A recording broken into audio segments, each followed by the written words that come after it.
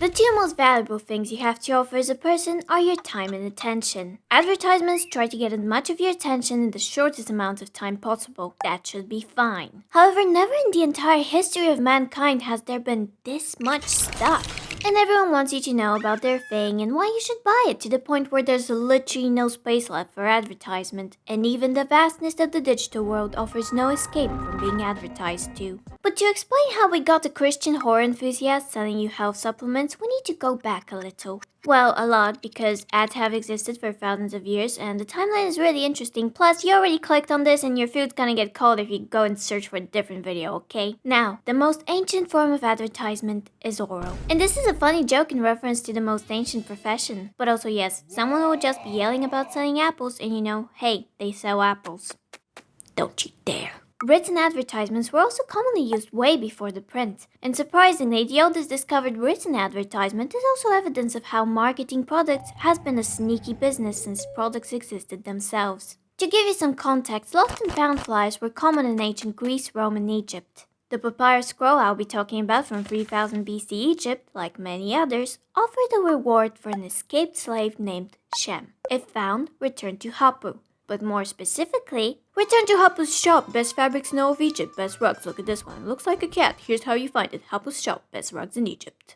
What Hapu did there is really on par with the Sumerian copper scammer, and I'd like to see more people meaning it. Now, in the Middle Ages, it was more about advertising a service and advertising it without any words, as most of Europe was illiterate. So in England you got, a shop sign with a picture of a shoe and it's like, great, guy makes shoes. Are they nice shoes? There's like 2 shoemakers in town, and if they sell you shit shoes, they'd be caned. Like, no, eBay, I do not want a refund. I want Melissa87 to be banished from the village for selling me subpar goods. Anyways, the Gutenberg press made advertisement much easier and quicker in the 15th century. Handbills and posters plenty, but advertisements were still separate from entertainment.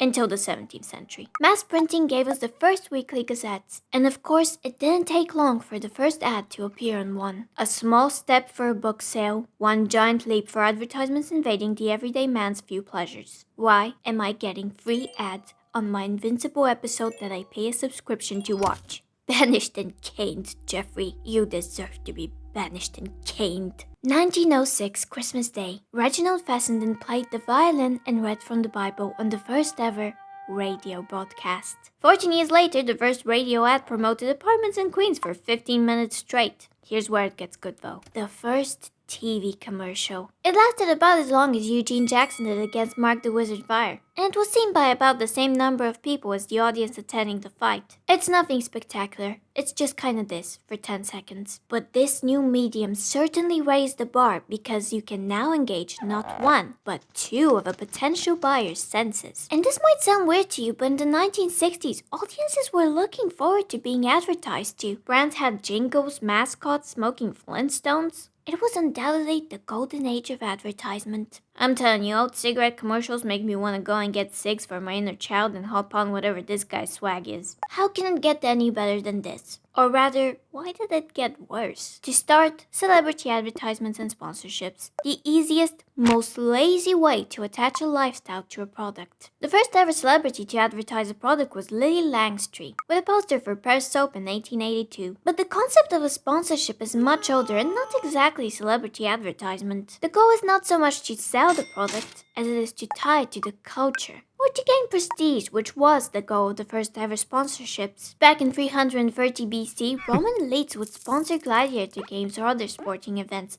aka the public's favorite source of entertainment. I assume it went something like, "These 3 lions slaughtering a man with a net and spear is brought to you by the Chaldean Partition House." We're used to sponsors in the world of sports because sports are possibly the most global form of entertainment. And supporting athletes creates a positive association with the product, raises brand awareness and other buzzwords in the marketing world. But something even more global than sports is the internet. The first online display ad was created in 1994, and it asked users, "Have you ever clicked your mouse right here, with an arrow pointing to text that read, "You will." And you might think that's silly, but the ad had a click-through rate of 44%. Advertisement not only had a new medium, it had a new way to evolve. Those brochures you used to get on your doorstep you now get in your mail. Those hardware store ads at the bottom of articles now appear, well, at the bottom of articles. But mostly anything free is only free because there's a tiny chance you might buy something else. That's how YouTube, the free video sharing platform, works. YouTube started running ads on videos in 2007, and the first YouTube sponsored video by Dad Labs advertising the baby Bjorn was uploaded the same year. And here's why it's so successful as a strategy. Online entertainers are not celebrities, but they have an image and a brand tied to them. They're not athletes, but millions watch them. They're not TV or radio. They're friends. It's cheaper, and the only risk you face as a brand is that bro might fuck around and stream Japanese animated pornography on his Discord to minors. Furthermore, nobody likes an ad interrupting their entertainment, but what if the ad was the entertainment? This is especially common in short-form content, and I literally do not trust products anymore, especially in the beauty and fashion community, because people's low self-esteem is a goldmine, and nothing is easier than profiting off of someone's misery. So now some poor baddie is going to bed looking like a mass-produced Picasso in a gentrified Costa. This isn't unheard of. I remember being super young and playing the free demo of the same shitty game, but it's like a different product every time. But videos that feel like someone is sharing something, letting you in on a little secret, having fun, can absolutely trap you with their false authenticity. It's like telecom ads on steroids. I knew Laura's life didn't completely change for the better after getting a NutriBullet. Because she's an actress. I know she is. But if you tell me $50 snail mucus is going to give me softer skin, I'm gonna go and start harvesting. Hashtag sponsored. I trusted you. I had a 1.5-sided relationship with you. Why do I care so much? Why do you care so much? Frequent exposure, one-sided digital familiarity, charisma, and personal disclosure are the building blocks for the prison that is parasocial relationships. And if you dust those building blocks off, they're actual gold bars. Now let's talk a bit more about those sponsors and why they're so successful. What's up, poop turds? YouTube sponsorships all kind of tend to be the same thing. So you do see a lot of YouTubers getting sponsored by NordVPN because chances are they're watching you on a device, which might need encryption. You're probably very important to some sort of operation, and people want to steal your data, but we all know you're gonna use the VPN to watch shows in Canada. Same goes for Honey, the quite frankly illegal scam that is stealing from everyone that ever promoted it. 23andMe, MyHeritage, we all got DNA. The various meal kits, we all gotta eat, we all gotta merge, we all gotta make website. But then we get a little bit more niche. If you're lady, lady, or pathetic low testosterone, pseudo-feminist, self-hating little weak-ass bitch ass, well then Adam and Eve might be the sponsor for you. I remember being 12 and watching Trisha Paytas video, and then she promoted Adam and Eve, and that was like the first time I've seen a vibrator. And I was like, is that allowed? And I only know one YouTuber being sponsored by Adam and Eve Dark Mode. Put Papa Meat, I'm blowing a kiss to him. I found out that somewhat rowdier content gets the few sponsorships because nobody says it's a vape alternative. And we all know edgy people vape. And I'm just saying that's like a solid F-tier product because I'm not buying a flute that tastes like mint. It's like a mini version of Arab, which is also shit, by the way. YouTubers that do essays or make shit will get sponsored by Skillshare or a website that's Skillshare but is named differently. I actually got an opportunity for a Skillshare sponsorship in my email, but they were like, can you make something? And I was like, no. Also, I'm not very familiar with the beauty community, which I know might sound surprising to you. But I bet they get hella sponsors like big names. Now this is such a special case that always amazes me. Wendigo. To me, this man has become synonymous with a cereal brand and a health supplement. So that really shows you that if you have charisma, you can pretty much promote anything. And it's gotten to the point where, and it tastes just fine, has become something I quote on a regular basis. But now the sponsors made me want to do this segment. I saw a Brandon Buckingham video sponsored by Jerkmate. And I felt like I was 12 again watching Trisha Paytas. I don't know if Jerkmate should be sponsoring YouTube videos because the children. And here's the thing that made me understand. Why are sponsorships like these random things that really often they don't fit the content?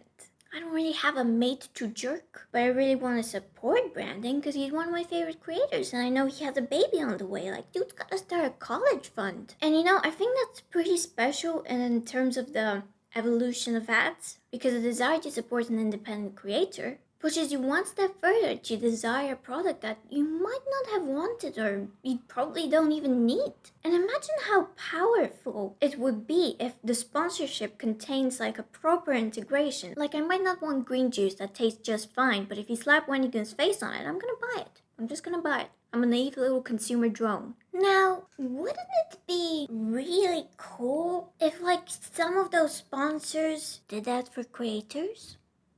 So, Poopy, why have you not talked about your God's Gamer subs yet? Well, I kind of have. Whilst many sponsorships offer scripted authenticity in their media packages, gamer subs offer full creative freedom to YouTubers and shakers with hot girls on them. Today I wanted to use my creative freedom to advertise them subliminally, which is coincidentally the final form of advertising that I'm going to cover. It's a bit more subtle than product placements in shows and movies. A subliminal message will sit right below a consumer's conscious perception. To give an example of this, in the 1950s, a cinema had placed messages like buy Coca-Cola and buy popcorn in single frames spliced into movie reels. The results were completely fabricated. But companies will use subliminal messaging in advertisements, and yes, of course we're talking about cigarettes and sex. Cigarettes, sex, also cigarettes and sex. But more importantly, in this video I have put 25 subliminal gamer subs advertisements. Did you notice? Do you thirst for the subs? If yes, use code POOPY for 10% off to support me and a company that doesn't suck ass. That's the end of the video. This week's question: will advertisements ever break the trust and suck the authenticity out of YouTube? I think no.